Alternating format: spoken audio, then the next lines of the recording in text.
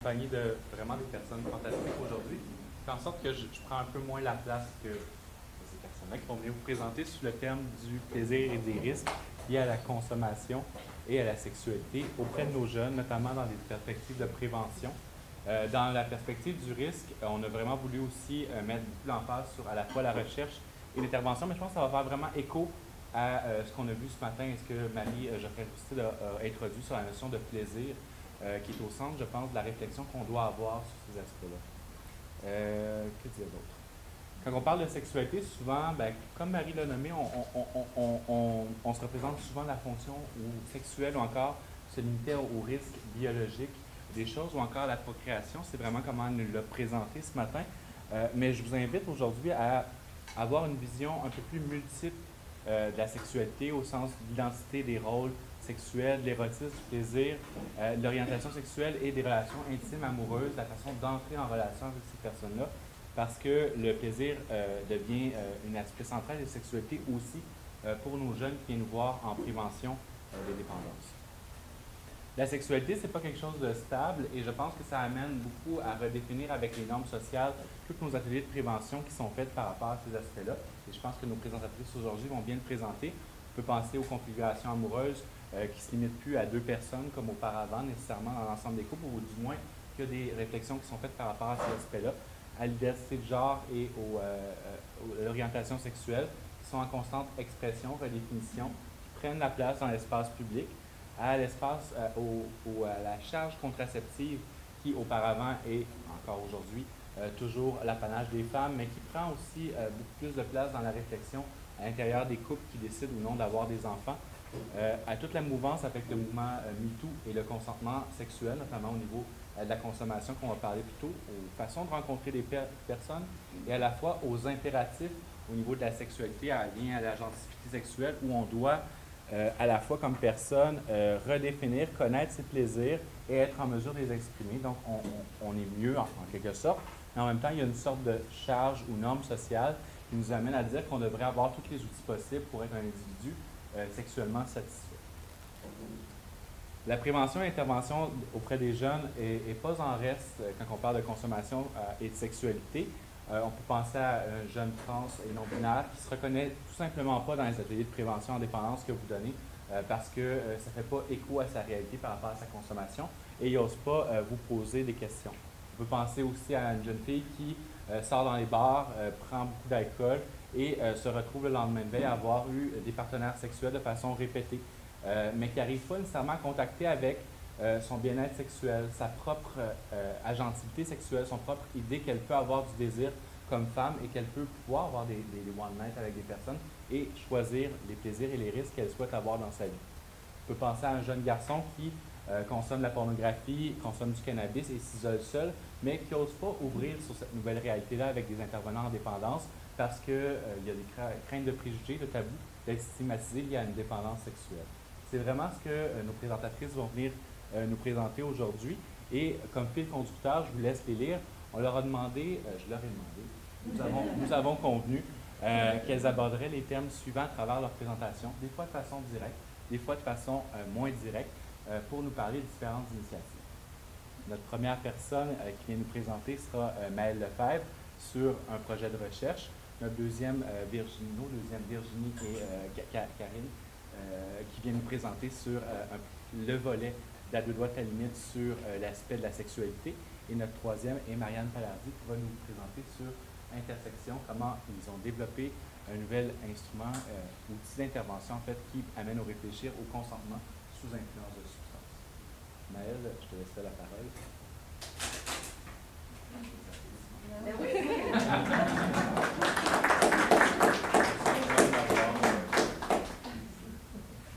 Donc, bonjour, moi je m'appelle Maëlle, je suis étudiante à la maîtrise en sexologie à l'UQAM. Donc aujourd'hui, je vous présente les résultats préliminaires de mon mémoire de maîtrise qui porte sur les motivations à la sexualité sous influence de cannabis chez les jeunes adultes. Donc, la sexualité en contexte de consommation de cannabis, c'est super fréquent et pourtant, on ne l'aborde pas beaucoup dans les études. Donc, moi, j'ai vraiment décidé de m'intéresser à la base, donc vraiment les motivations. Donc, qu'est-ce qui fait qu'on consomme du cannabis en contexte de sexualité? Qu'est-ce que les gens viennent rechercher avec ça? J'ai décidé de m'attarder aux motivations parce qu'elles sont vraiment à l'origine de la décision de s'engager dans ces pratiques. Elles viennent aussi expliquer ce qui fait qu'on adopte ces comportements. Et en sachant ça, en sachant ce que les gens recherchent, qu'est-ce qui vient les motiver, on est davantage en mesure de comprendre leurs besoins, quels besoins viennent combler avec ces pratiques-là, et par la suite, évidemment, de pouvoir les aider davantage en fonction de ces besoins spécifiques. Dans les motivations, je me suis intéressée particulièrement à l'aspect du plaisir. Donc, comment le plaisir peut venir motiver la consommation de cannabis en contexte de sexualité. J'ai cherché vraiment à comprendre comment il pouvait venir influencer les motivations et les expériences des jeunes adultes dans leur consommation en contexte de sexualité. Rapidement, pour la méthode, donc mon projet s'insère dans le projet de Mathieu, Allier cannabis et sexualité chez les jeunes, qui porte sur la sexualité de de cannabis, bien évidemment. Donc, on a cherché à recruter 30 jeunes adultes de 18 à 24 ans qui consommaient du cannabis au moins une fois par mois, puis qui ont des relations sexuelles sous l'influence du cannabis dans la dernière année. Ce sont des entrevues individuelles semi-dirigées, donc généralement ça dure 1 heure à 2 heures. On pose plusieurs questions par rapport à leurs expériences de séquence de cannabis. En ce moment, c'est moi qui les réalise, puis on en a 27 qui ont été réalisés à ce jour. L'échantillon était quand même assez diversifié en termes d'identité de genre, en termes d'orientation sexuelle. Donc, on avait à peu près le tiers des participants qui étaient des personnes de la diversité de genre, donc soit trans, non-binaire ou agenre. Donc, la plupart étaient non-binaires. Puis, en termes d'orientation sexuelle également, c'était assez diversifié. Donc, on avait les 2 tiers qui étaient des personnes de la diversité sexuelle, la plupart étant bisexuelles ou pansexuelles. Donc, pour mes résultats préliminaires, donc comme je disais, je me suis vraiment intéressée à comment le plaisir pouvait venir influencer les motivations. Puis, une des motivations principales qui est ressortie, c'était vraiment le cannabis pour améliorer les fonctions sexuelles. Donc, on m'a nommé beaucoup les aspects physiques. Donc, par exemple, ça peut améliorer, augmenter la libido, augmenter le désir ou encore permettre des meilleurs orgasmes. Donc, j'ai une participante qui m'a dit que ça lui donnait l'impression, pendant l'orgasme, de sauter plus haut. Puis également, le ressenti des sensations qui est sorti beaucoup. Donc, on disait que les sensations étaient plus intenses ou encore plus plaisantes. Puis d'autres nommaient aussi que ça leur donnait l'impression de se sentir plus performant sexuellement, de se sentir plus en confiance. Puis c'est vraiment aussi en termes de sensations, donc de se sentir plus performant versus vraiment la performance sexuelle comme un résultat. Il y avait également la routine de sexualité en contexte de consommation de cannabis. Donc, c'était plus simplement vraiment juste... c'était formulé parfois sous forme de rituel par les participants. Donc, par exemple, ils finissent le travail, ils reviennent à la maison, ils fument un joint, ils écoutent un film, puis ils ont de la sexualité avec leur partenaire. C'était beaucoup dans le cas des personnes qui étaient des consommateurs réguliers ou encore celles qui étaient en couple. Il y a certains qui m'expliquaient qu'il y avait vraiment eu une association entre le cannabis et la sexualité. Donc, à un certain moment, ils ont remarqué que, le cannabis améliorait leur sexualité de certaines manières. Puis, après ça, c'est vraiment devenu la routine de consommer avant la sexualité. Il y a une participante qui m'a dit justement que dès qu'elle consommait du cannabis, elle avait déjà un peu en tête la sexualité, puis pour elle, c'était vraiment naturel que les deux se passent par la suite. Encore plus souvent que ceux-là, ce que j'ai découvert, c'est que le plaisir, c'est pas toujours un effet direct de la consommation. Comme on a nommé, ce sont beaucoup des motivations qui vont permettre l'atteinte du plaisir à travers la réduction d'éléments négatifs plutôt que l'augmentation d'effets positifs directement. Donc, par exemple, consommer du cannabis pour réduire l'anxiété et les préoccupations pendant la sexualité pour moins réfléchir. Plusieurs me disaient justement que ça les aidait à déstresser, à lâcher prise, à se concentrer sur le moment versus être dans leur tête, être plus stressés. Puis ça les aidait à réduire des préoccupations qui avaient généralement un impact négatif sur leur sexualité. La principale, c'était vraiment les préoccupations liées au corps. Donc, comment il y avait plusieurs participants qui se souciaient de comment le partenaire allait les percevoir de leur apparence. Donc, par exemple, je vous montre 2 extraits de verbatim pour illustrer ce point-là. J'ai un participant, Johnny, qui me nommait « Ben, c'est que moi, je suis trans et je me sens pas bien par rapport au fait que j'ai des parties génitales féminines. Donc, moi, c'est pour pas me rendre compte de ça. Le weed, ça aide à oublier ça, à oublier que j'ai des parties génitales féminines. Puis après, tu es sous l'effet de la drogue, tu te rends pas compte que tu as des insécurités, que tu as des parties génitales que tu n'aimes pas. Donc, c'est ça, c'est comme un plaisir arrangé parce que tu es sous l'effet de la drogue. Tu te rends pas compte de tes insécurités. » Puis également, une autre participante, Ren, qui me nommait « Peut-être que je suis plus à l'aise avec mon corps. Ça se rapporte aussi aux autres personnes qui sont anxieuses. Peut-être que sous consommation, j'ai plus de facilité à penser moins à mon corps. » Quelque chose comme ça. Donc, ça se présentait un peu de manière différente chez tout le monde, mais il y avait beaucoup de préoccupations par rapport au corps. Un autre également, c'était les préoccupations liées aux expériences négatives en contexte de sexualité. Donc, par exemple, des préoccupations liées à la vie commune, comme au travail, à l'école, qui venaient de déranger la sexualité, qui n'avaient pas leur place dans la sexualité. Ça permettait aussi pour d'autres d'oublier des expériences négatives, soit sexuelles, juste de la vie, passées, qui se sont passées, pour penser vraiment, se concentrer dans le moment présent. Ou surmonter des blocages, comme pour Jade, qui me disait Moi, j'ai déjà des blocages, puis je trouve que le pot, ça enlève ça, si on veut. Certains blocages, certaines réflexions, ça va juste comme shut down un peu le cerveau. C'est juste que ma tête va dans tous les sens. Je peux penser à un ex, je peux penser à ce que j'ai pu vivre dans ma vie. Alors que si je suis sur le weed, ça aide. Et il y avait également Johnny qui me disait, mais aussi ça oublie le présent, les choses douloureuses, ça oublie qui je suis. Parce que parfois j'ai honte à cause de la méchanceté des gens autour de moi. Parce que je vis beaucoup des relations amoureuses et d'amitié qui sont cruelles et méchantes. Donc je veux juste oublier ça, puis aussi ma famille, que j'ai vécu des choses horribles avec ma famille. Donc j'essaie d'oublier ça. Donc ça me permettait aux participants d'oublier des choses négatives pour se concentrer davantage sur l'expérience de sexualité en fait.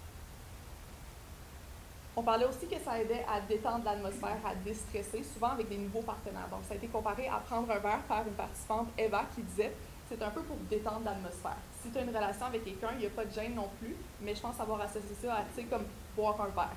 Tu fais une date avec quelqu'un, tu vas boire un verre. Et également pour Mathilde, qui disait mais souvent, justement, dans des contextes, admettons que c'est dans les premières fois que j'ai des relations sexuelles avec un nouveau partenaire, to take the edge off pour se relaxer ou être moins stressé.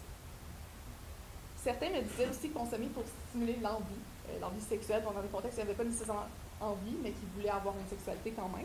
Pour certains, c'était plus positif. Donc, ça venait aider à stimuler une libido ou un désir qu'ils n'avaient pas, mais qu'ils souhaitaient avoir. Pour d'autres, c'était vraiment plus pour tolérer une relation sexuelle qu'ils n'avaient pas envie d'avoir ou pour éviter d'avoir à dire non. Donc, ça, c'était le cas pour Lia qui me disait je voulais pas avant, puis maintenant, c'est plus, j'ai l'impression que ça passe mieux.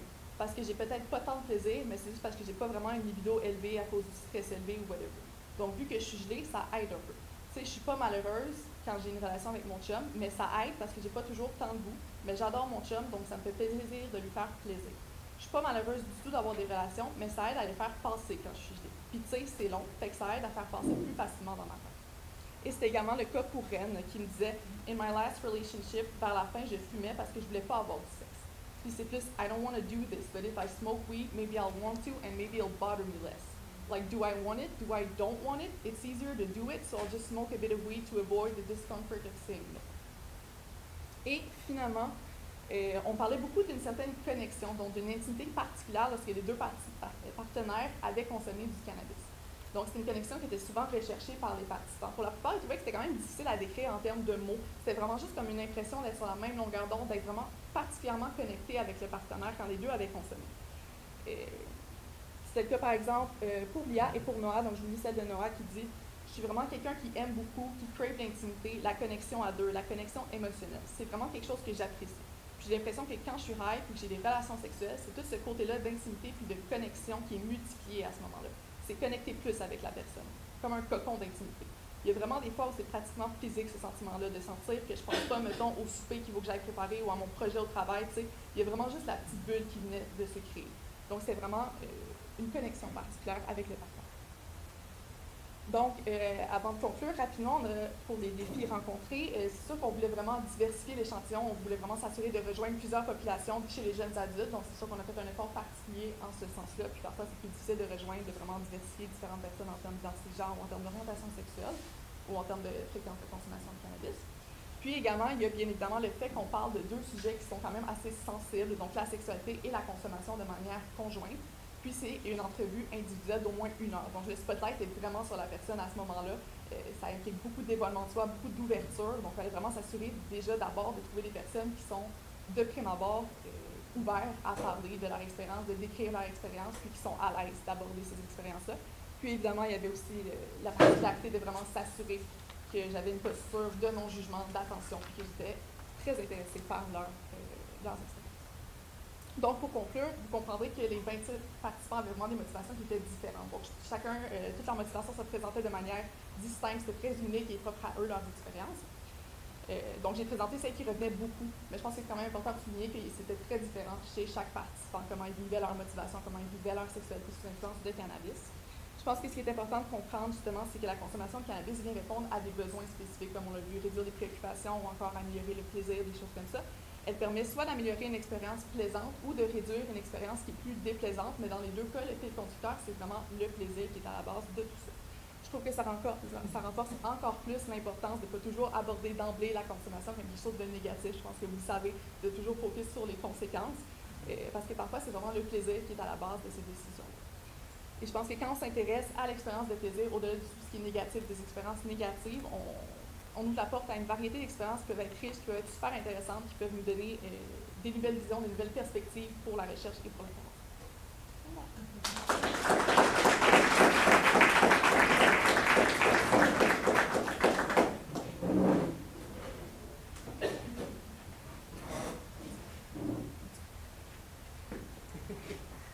Oui, bonjour. Donc, moi, c'est Virginie Lacoste. Je suis agente de planification, programme et de recherche à la Direction de santé publique de la Montérégie. Je parle assez fort? Oui. Oui. Donc, je suis avec ma collègue qui va se présenter après, Karine. On vient vous présenter le programme à 2 doigts de ta limite. Donc, moi, je suis un peu en chargée de projet depuis 3 ans sur ce projet-là. Et voici. Donc, c'est le développement du programme. Le contexte, on a eu des fonds depuis la légalisation. Là, un petit rappel, 50% des fonds doivent aller en recherche et prévention. Donc, chaque région administrative, là, les directions de santé publique, on reçoit des fonds là, pour développer des activités, des programmes. Et on a aussi un fonds supra-régionaux, donc on a un montant supplémentaire dans notre région pour développer des activités, des programmes qu'on peut partager avec les autres régions. Donc, on est allé voir en 2019, vraiment avant la pandémie, on est allé voir nos organismes sur notre territoire, qui sont les OPDF, les organismes en prévention des dépendances de la Montérégie. Et on est allé voir, y a-t-il des besoins qui émergent selon vous, parce qu'ils font déjà des activités dans les écoles secondaires depuis, ça fait 30 ans qu'ils font ça. Donc, ils ont dit, nous, nos partenaires, c'est le scolaire, on est habitués, puis on trouve qu'il y a des besoins par rapport aux jeunes adultes. Ensuite de ça, en 2019 aussi, on a un médecin chez nous, David Martin-Milo, qui a eu des étudiants de l'Université de Sherbrooke qui sont allés faire des consultations au niveau de nos milieux postsecondaires, c'est toujours en Montérégie, environ 60 établissements, là, des entrevues, des questionnaires, pour voir est-ce que ça serait aussi un besoin. Comme c'était comme proche de la légalisation, c'est beaucoup le cannabis qui était ressorti comme besoin. Mais dans les cégeps, c'était beaucoup l'alcool, relations sexuelles à risque aussi, fait que ça, c'était quand même sorti. FGA, FP, c'est formation générale adulte, formation professionnelle. Donc, ça, c'est nos milieux. Puis après ça, on est allé voir la littérature, voir est-ce qu'on a aussi des données préoccupantes aux 10-24 ans, vu que nos organismes avaient dit que c'était prioritaire. Et on avait la consommation excessive chez les jeunes, 40% des buveurs, puis on s'entend que les buveurs, c'est presque 90% de nos jeunes, là. Donc, on avait le binge, puis on avait les TSS qui étaient en grand nombre aussi au niveau des statistiques, puis la consommation à risque au niveau de la conduite ou entrer dans un véhicule. Ensuite, on est allé voir une chercheuse qui est Myriam Laventure, qui est chercheuse en prévention des dépendants chez les jeunes, pour un peu nous guider dans ce développement de projet-là. Et ça donne lieu à 3 ateliers, dont celui sexualité et conso, qu'on va se concentrer aujourd'hui sur cet atelier-là. Le cadre théorique, c'est la loi de l'effet et on avait la réduction des méfaits que vous connaissez bien, on va aller plus vite. Co-construction. Donc, comment on a construit nos ateliers? Donc, il y a un organisme chez nous qui a été mandaté pour écrire les ateliers. Nous, la direction de santé publique, on était plus dans planifier des groupes de discussion, les consultations, puis tout le projet. Donc, on a consulté des jeunes à l'été 2021. On est encore en pandémie, là, fait que les formations en général étaient comme vraiment vides. Là. Il n'y avait pas beaucoup d'élèves, donc ça a été un enjeu. Mais on a quand même réussi à avoir 2 groupes de discussion pour savoir qu'est-ce qu'ils voulaient entendre par rapport à la sexualité et consommation pour l'atelier 2. Et c'est sorti beaucoup au niveau du consentement sous influence. Donc, ça, c'était beaucoup la priorité des jeunes. On a fait un projet pilote en janvier dans plusieurs écoles postsecondaires avec 5 organismes. On est allé reconsulter nos jeunes après ceux qui ont eu les ateliers. On a eu 32 étudiants là, qui ont participé au groupe de discussion sur nos ateliers. On a 80. Il y a eu aussi des questionnaires qui ont été faits aussi pour plus du quanti. Puis il y a 93,1 des jeunes qui disaient être satisfaits de nos ateliers. Puis il y en a un qui a dit c'est le fun parce que si je mets tout ça, l'atelier ensemble, il n'y a jamais eu de fais pas ça. Puis ça, je trouve ça bien. Donc, on a consulté aussi nos intervenants qui avaient donné les ateliers pour voir y a-t-il des activités qu'on peut enlever ou qui lèvent moins ou comment vous avez apprécié l'expérience. Pour finalement aussi tenir compte de l'évaluation de Myriam qui a fait l'évaluation plus quanti. Cali, c'est ça. Et puis, on est retourné, on a adapté nos ateliers. Là, puis pour Myriam, c'était super important qu'on parle des bénéfices. On peut parler avec nos conséquences, avec nos jeunes ici. Puis toute l'andragogie aussi, là, tenir compte du bagage, l'expérience des jeunes qui sont quand même plus avancés comme jeunes adultes. Et puis on a adapté, puis on a implanté là, depuis, ça va être notre 3e automne, en septembre. Et on a maintenant une dizaine, je pense qu'on est 11 régions administratives sur 16 là, quand même, qui va donner les activités au niveau du 18-24 ans. Le ministère a décidé de financer les directions de santé publique des autres régions. Merci Virginie. Donc, je me présente. Moi, je suis Karine Béraud. Je travaille à la Maison de Jonathan. Donc, je suis chef d'équipe, donc responsable aussi de déployer le programme à 2 doigts de ta limite. Donc, je vais répondre à la question que vous avez sûrement en tête. En quoi ça consiste finalement les ateliers? Puis précisément, là, pour le sujet qu'on s'intéresse aujourd'hui, l'atelier consommation et sexualité. Dans le fond, il y a 4 grands objectifs de prévention universelle qu'on va toucher, qu'on va cibler là, dans ces ateliers-là. Le premier étant de définir les bases de la sexualité positive et en santé. Donc, à ce moment-là, on va vraiment regarder avec les jeunes adultes, c'est quoi la sexualité positive et en santé selon leur définition. Donc, on part des principes qu'ils vont nommer pour ensuite aller dans le deuxième objectif, excusez-moi, qui est d'ajouter à ça les impacts de la consommation de substances psychoactives. Donc, concrètement, c'est quoi que ça vient changer sur la sexualité. Puis là, on s'attend vraiment à ce moment-ci là, de ressortir autant les bienfaits dans la sexualité que ça peut apporter, mais aussi les conséquences que ça peut amener. À titre d'exemple, l'une des choses là, qui est souvent nommée, c'est la communication. Hein. Donc, la communication, elle est très importante dans la sexualité et l'ajout de substances psychoactives, ça va venir parfois nuire aux messages qui sont communiqués, donc à la réception, à la façon de percevoir ces messages-là. Et des fois, dans d'autres contextes, on vient nommer qu'au contraire, ça va faciliter, hein, les personnes vont être moins gênées, ils vont avoir plus de facilité à communiquer. Donc ça, c'est pour vous donner un exemple. Un autre des choses qui ressort à tout coup, et vous le comprendrez, là, c'est quand même assez logique, c'est le consentement sexuel. Donc ça nous permet, nous, de définir c'est quoi la notion de consentement sexuel et aussi d'associer la notion de validité du consentement en étant sous influence de substances psychoactives. Marianne va l'aborder d'ailleurs plus en détail tout à l'heure. Donc on regarde aussi dans ce côté-là.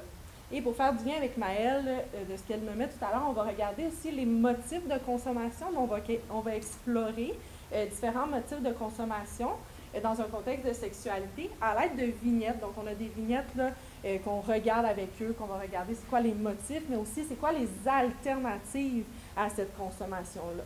Toujours dans le principe que c'est pas la consommation de drogue qui est problématique en soi, mais que si c'est ta seule façon de répondre à ce besoin-là, bien, c'est sûr que ça engendre des conséquences puis que c'est important d'en parler finalement. Donc, on a vraiment cette approche-là.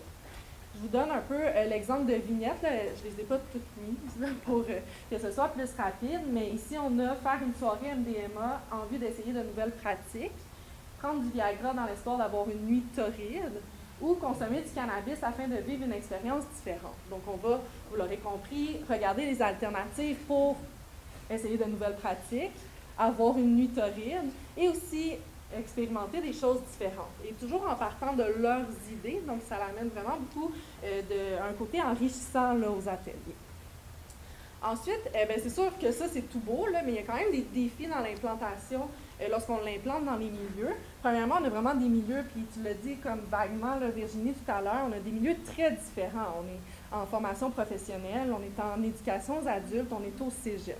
Vous comprendrez que la réalité n'est pas du tout la même là, d'un milieu à l'autre. Et c'est des milieux scolaires qui ne sont pas habitués à recevoir de la prévention des organismes externes. Donc, ça fait en sorte que c'est quand même assez difficile, des fois laborieux, le démarchage. Il faut faire nos preuves, là, finalement. Ce qui est tout à fait normal, mais que ça peut être redondant là, de recommencer toujours ce procédé-là. Ensuite, c'est quand même des milieux que, des fois, la sensibilité à l'égard de la réduction des méfaits n'est pas toujours présente. D'ailleurs, Virginie et ma directrice et mon organisme ont travaillé à un projet là, de formation au personnel, là, justement, pour améliorer cette sensibilité-là puis informer là, sur la réduction des méfaits. Ensuite, un autre enjeu que moi, je perçois vraiment là, dans l'implantation qui est plus spécifié à la sexualité, c'est que, bien, des fois, ils ne voient pas la pertinence de parler de sexualité. Ça, c'est vraiment plus dans les formations professionnelles. C'est sûr que moi, par exemple, je vais aller dans des milieux de construction. Là, il faut que j'établisse le lien entre la construction et la sexualité. Fait qu'eux, ils sont comme... Ils ne voient pas vraiment le lien. On s'entend qu'on peut en faire des liens. Là. Ça, c'est un autre sujet, mais reste que ça peut être plus difficile. Là. Donc, c'est pas toujours l'atelier qui va être le plus facile à intégrer là, dans notre programme à 2 doigts de ta limite. Souvent, ils veulent juste l'atelier sur les capacités affectives. C'est ça, exactement. Parce que ça a un lien, mais derrière l'aventure, il faut que ça soit répété dans le milieu, l'organisme soit là souvent. Juste une activité. C'est ça. Donc, on insère l'atelier capacité affaiblie, puis après ça, c'est insidieux. On essaie d'insérer aussi sexualité et consommation.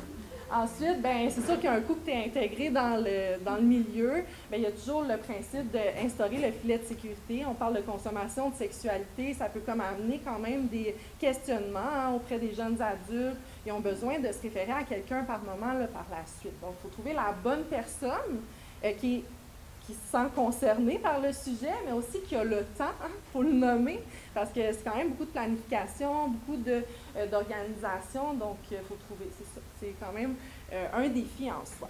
Et ensuite, on ajoute à ça les défis d'adaptation. Je vous l'ai dit, c'est tous des milieux différents, donc il y a ce défi-là qu'il faut adapter selon le milieu. Mais il faut aussi établir un climat sécuritaire de confiance. On s'entend, c'est pas moi qui décide que c'est un safe space, mais il faut quand même que j'établisse les bases pour que eux, ça soit plus propice à ce que ça en devienne un. Donc là, c'est de déposer le principe de réduction des méfaits, d'expliquer c'est quoi, de parler du fait que moi, j'apporte de l'information avec neutralité, dans un principe de non-jugement. Donc, je prends vraiment un moment là, pour déposer ça en début d'atelier. Ensuite, je vais venir déconstruire des tabous et des mythes. Il y a beaucoup de tabous sur la sexualité et la consommation, beaucoup de mythes aussi. D'ailleurs, un des trucs que j'aime beaucoup appliquer dans mes ateliers, c'est de commencer en brisant la glace.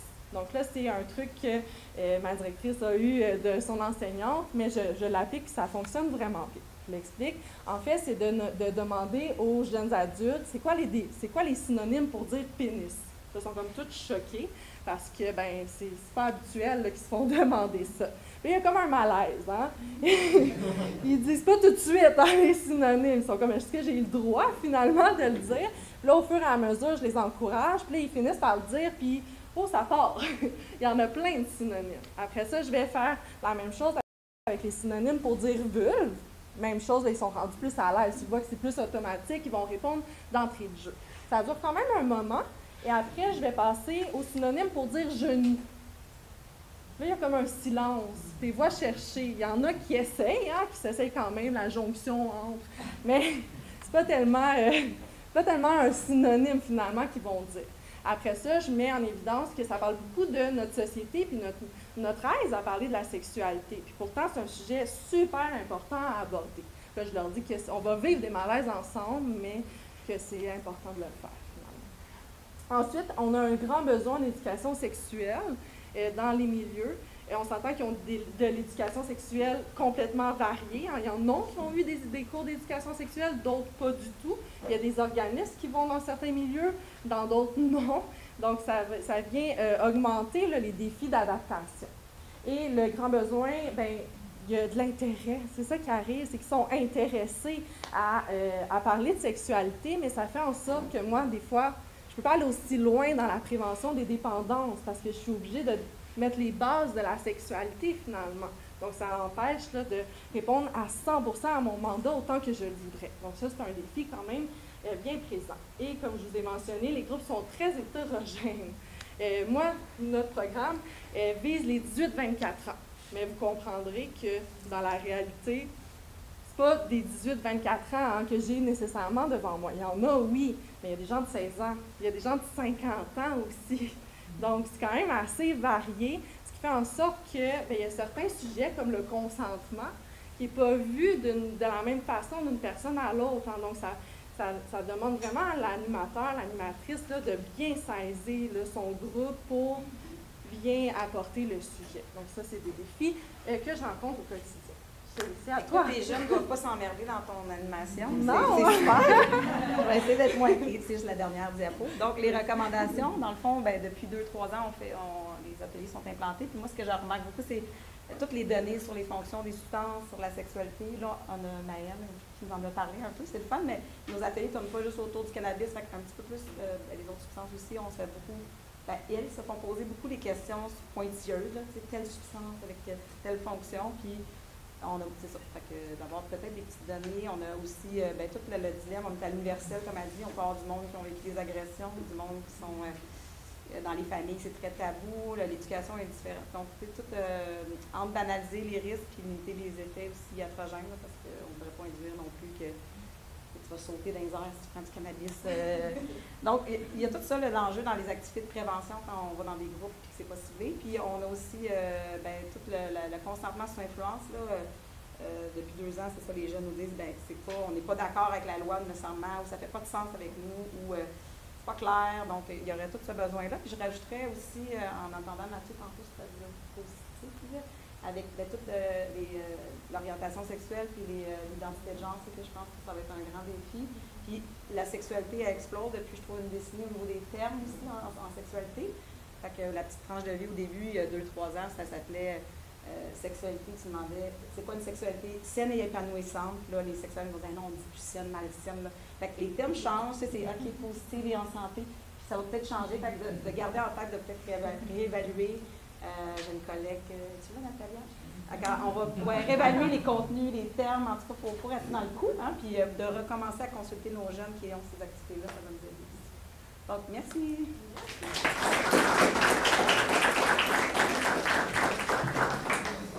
Donc, c'est à mon tour. J'ai un petit peu moins de temps que prévu, fait que je vais essayer de présenter quand même cet outil-là, de vous donner le goût, en fait, à le consulter éventuellement, parce qu'il est en co-construction, donc il n'est pas terminé. C'est un outil sur le consentement sous influence, on en a comme vraiment beaucoup parlé, qui va être en fait une production de la communauté de pratique intersection sur le champ croisé de la sexualité et de l'usage de substances, qui réunit une panoplie, une diversité en fait de professionnels à travers le Québec, de plusieurs approches, de plusieurs milieux d'intervention, recherche, savoir expérientiel. Donc, je vous invite à aller voir Intersection. Si vous ne le connaissez pas déjà, à la Croisée des plaisirs, on a choisi de mettre plaisir. Mathieu est vraiment très impliqué, Karine aussi, Maëlle a fait plusieurs personnes dans la communauté de pratique. Donc, l'historique de l'outil, c'est qu'on fait plusieurs types d'activités à l'intérieur de la communauté de pratique. Moi, Marianne Palardi, je coordonne Intersection. J'ai oublié de me présenter. Et je l'anime aussi. Donc, on offre en fait une programmation un peu pour l'année, plusieurs types d'activités, des webinaires, des formations et des rencontres en fait d'intelligence collective où on fait vraiment des ateliers participatifs. Et on a eu la dernière, on choisit les thèmes ensemble. Sur le consentement sous influence, donc on a exploré la loi de l'effet comme guide à l'intervention sur le consentement et des pistes d'intervention à propos du consentement avant, pendant et après un épisode de consommation en contexte sexuel. Ça a été tellement riche comme récolte qu'on s'est dit on en fait un outil, puis on sent qu'il y a vraiment une pertinence à aborder le consentement sous influence parce que à notre connaissance, il n'y a pas énormément d'outils de littérature qui l'abordent ou en fait, la loi a quand même un peu évolué, du cas loi là-dessus. Avant, c'était, en fait, les recommandations de la plupart du temps, c'est éviter de consommer pour avoir un consentement valide. Ce qui ne tient pas la route parce qu'énormément de personnes consomment et ont des relations sexuelles. Alors, est-ce qu'on se dit qu'à chaque relation sexuelle, il n'y a pas de consentement? C'est pas aussi évident que ça. Puis c'est comme vraiment très difficile parce que c'est tout en nuances, en fait. Là. Quand est-ce qu'on sait que le consentement n'est plus valide? Quand la personne fait un blackout selon Éducalois, comment on sait ça? Est-ce qu'on c'est pas évident à reconnaître? Et souvent, on le sait après les effets. Quand les effets s'estompent de la consommation. Donc, il y a vraiment une pertinence là, vraiment à aborder la consommation sous influence et on le voit chez les jeunes qui c'est un besoin aussi. Donc, on s'est dit, on va créer. Je voulais juste dire aussi que ça a été un record. On a eu 43 personnes à cette rencontre-là. C'est des rencontres d'intelligence collective. L'expertise, c'est les personnes qui sont dans la rencontre.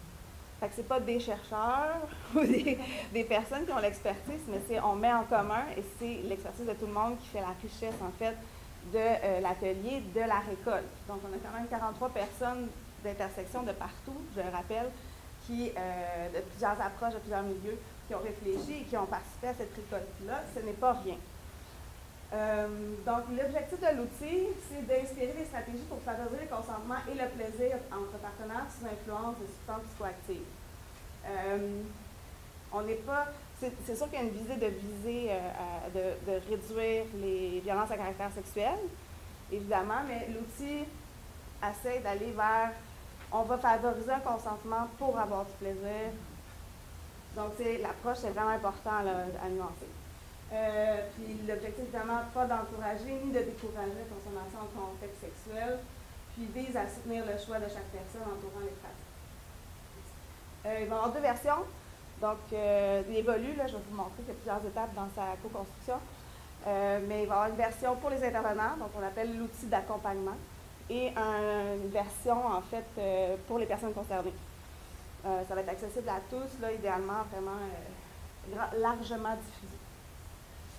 Donc, je vous dis, il y a plusieurs étapes là, dans sa création. On vise sa sortie pour l'automne 2024. Donc, l'intersection, c'est des cohortes aussi. Donc, la prochaine période d'inscription risque d'être au mois de septembre, octobre. Et on aimerait ça que l'outil soit terminé. Là, cet été, on va vraiment y plancher. Puis, on va le tester à l'école d'été la semaine prochaine. On va voir. Alors, c'est ça, l'outil va être construit, en fait, il va y avoir un gros préambule, parce qu'il faut vraiment mettre la table à ce sujet. Et on va, en fait, les personnes vont pouvoir explorer 3 vignettes. On aurait Léon, qui est chemsex, 42 ans, femme et alcool et cocaïne, Valérie, 34 ans, et Noah, 16 ans, un ado qui consomme du cannabis et qui va expérimenter la MDMA. Je présente la vignette, je vais vous le dire en haute voix, là, lisez pas. Je sais que c'est difficile, là. En fait, Noah, c'est ça. Il est au secondaire, il a quand même un bon entourage, une belle famille, un bon cercle d'amis. Depuis le début de sa puberté, il se pose des questions, il ne se sent pas très bien dans sa peau, il est en questionnement sur son identité de genre, son orientation sexuelle. Il en parle avec ses amis, ils sont très ouverts.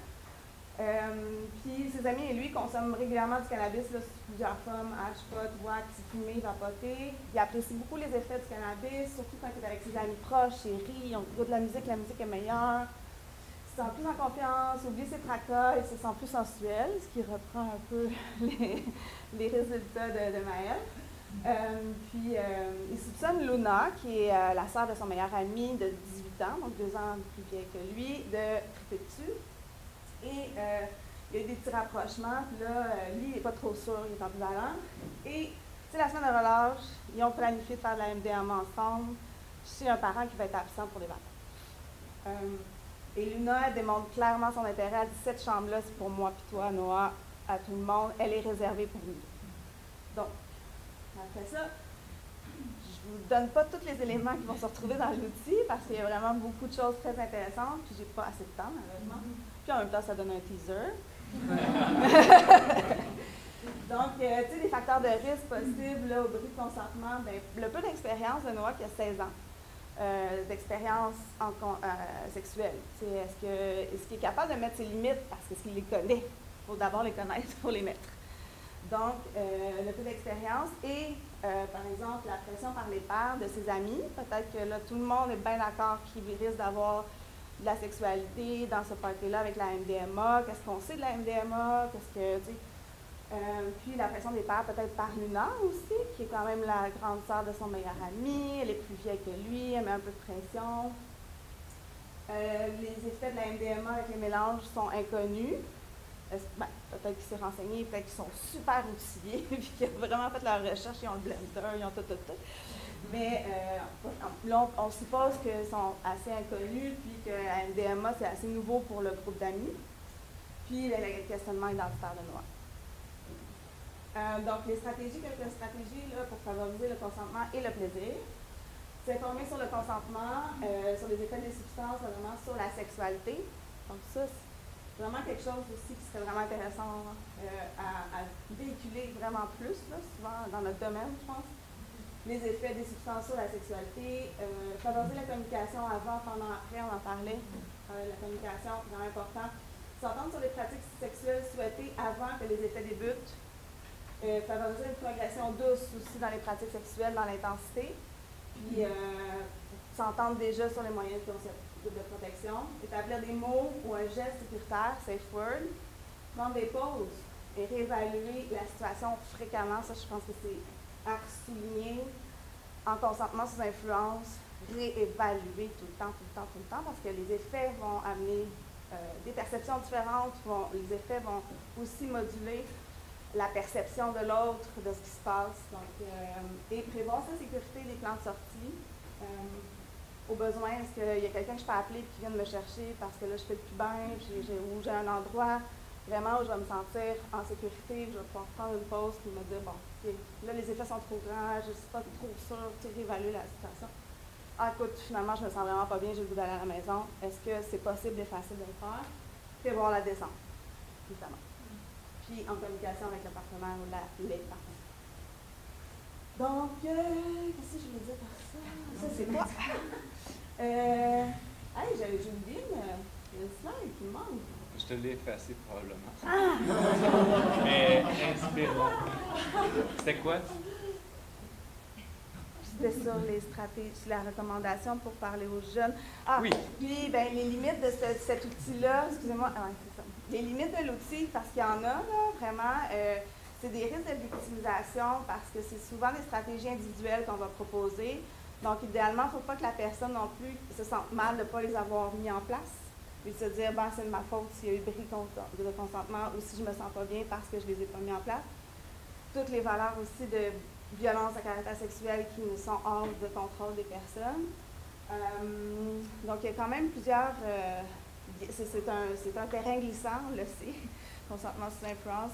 Donc, en tout cas, il y a beaucoup quand même de limites à cet outil-là, mais aussi énormément de force qui est de normaliser la consommation en contexte sexuel sans la banaliser, de reconnaître qu'il peut y avoir des relations consentantes sous influence, puis qu'il y a des moyens, en fait, pour l'assurer aussi, puis avoir du plaisir. Puis il y avait des recommandations pour les jeunes, là, mais évidemment, notion de plaisir à ne pas évacuer. Voilà. Ben, vous pouvez venir à